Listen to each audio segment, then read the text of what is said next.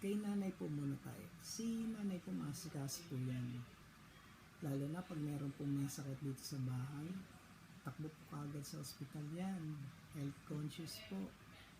Pagdating naman po sa pagkain, madaling araw pa lang, gumigising yan para magluto.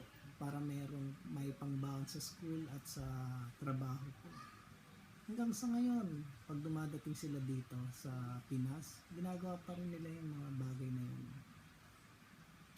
Tsaka busy kami ni nanay niya pag nandito sila. Pag Wednesday at Friday, gising namin yan madaling araw para magsimba ng Baclaran at Quiapo. Buti na nga lang pag Sunday, rest day ko.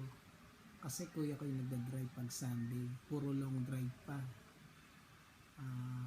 Madaling araw pa lang, umalis na kami, gabi na kung kami dumating ng bahay.